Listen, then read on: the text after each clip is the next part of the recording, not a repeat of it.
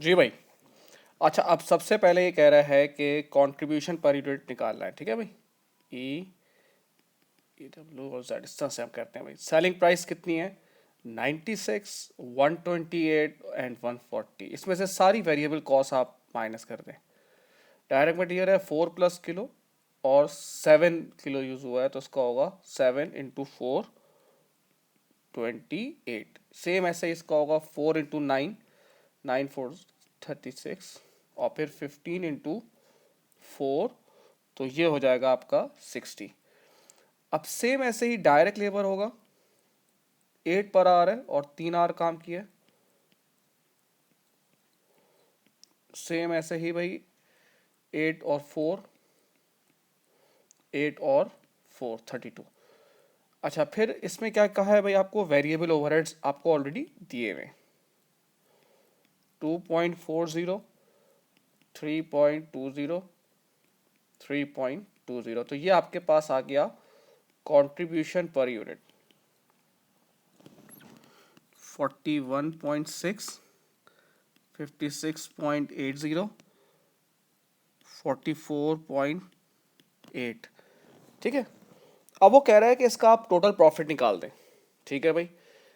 E W set ई के कितने unit cell हो रहे हैं भाई? देख लें भाई, 100, 120 और 100, 120 और 60। और कंट्रीब्यूशन पर यूनिट बता दें भाई, 41.6, 56.8 और 44.8।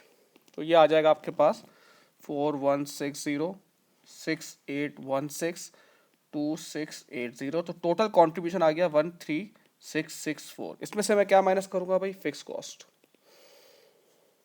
फिक्स कॉस्ट कितनी है? 10। ठीक है, 100 × 10 ई की हो गई। 120 यूनिट्स हैं, उसकी कितनी है भाई? 25, 3000। और जेड का है 60 और कितनी है फिक्स कॉस्ट? उसकी है 50, 3000। तो ये आ जाएगी आपकी 7000। तो प्रॉफिट आ रहा है आपका 6664।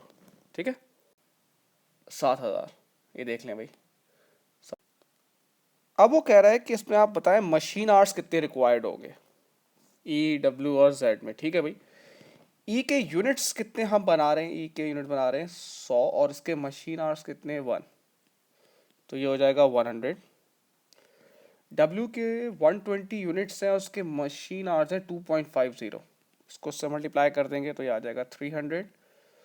और जी के हैं यूनिट्स हैं 60 और 5, 300। तो ये सब मिला के आपका आ जाएगा 700 जो है वो रिक्वायर्ड है मशीन आवर्स। अब वो लिमिटिंग फैक्टर कह रहा है कि मशीन आवर्स जो अवेलेबल हैं, मशीन आवर्स वो हैं 500। सही है ना? 500 मशीन आवर्स अवेलेबल हैं। अब लिमिटिंग फैक्टर का आपको डिसीजन करना है। कैसे करेंगे भाई? E W C. तो कंट्रीब्यूशन पर यूनिट हमने कितना निकाला था भाई? कंट्रीब्यूशन पर यूनिट हम लोगों ने निकाला था 41.6, 56.80 और 44.80। अब इसको डिवाइड करेंगे, जो चीज़ की लिमिट है मशीन आवर्स है उससे डिवाइड करेंगे। ई के मशीन आवर्स कितने थे भाई? 1। डब्ल्यू के मशीन आवर्स कितने थे भाई? 2.50 और इसके थे 5। अब इसको इससे डिवाइड कर देंगे तो आंसर आ जाएगा आपके पास, ये आ जाएगा 41.6, ये आ जाएगा 22.72 और ये आ जाएगा 8.96। अब इसके हिसाब से फर्स्ट प्रायोरिटी इसकी है, सेकंड इसकी है और थर्ड इसकी है। अब आप उसी तरीके के टेबल बना के कर लीजिएगा भाई। अवेलेबल कितने हैं आपके पास? अवेलेबल है 500 मशीन आवर्स। अब देखें भाई, पहले तो rank, product, unit multiply by machine hours. पहली प्रायोरिटी किसकी थी भाई? ई की थी। ई के यूनिट्स कितने थे? ई के यूनिट्स थे 100। एक सेकेंड। ई की थी, ई के यूनिट्स थे 100 और उस पर मशीन आवर्स कितने लग रहे थे? 1। ठीक है भाई। तो 100 मशीन आवर्स तो ये ले गया। उसके बाद किसकी प्रायोरिटी है?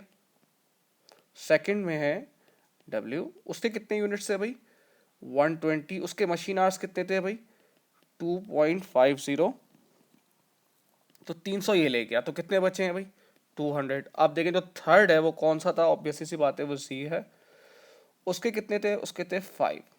तो अब आप इसको अगर x कर देंगे ना, 200 इस इक्वेशन में डिवाइड बाय 5, तो इसके बनेंगे 20।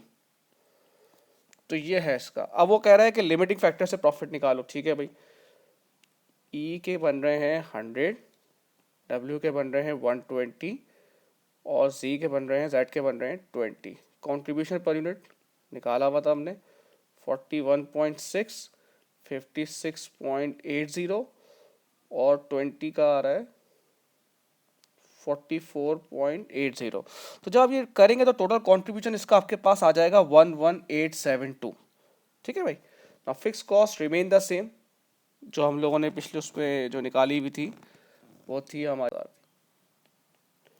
तो ये आ रहा है 4872, ये इसका प्रॉफिट आ गया। ठीक है भाई, थैंक यू।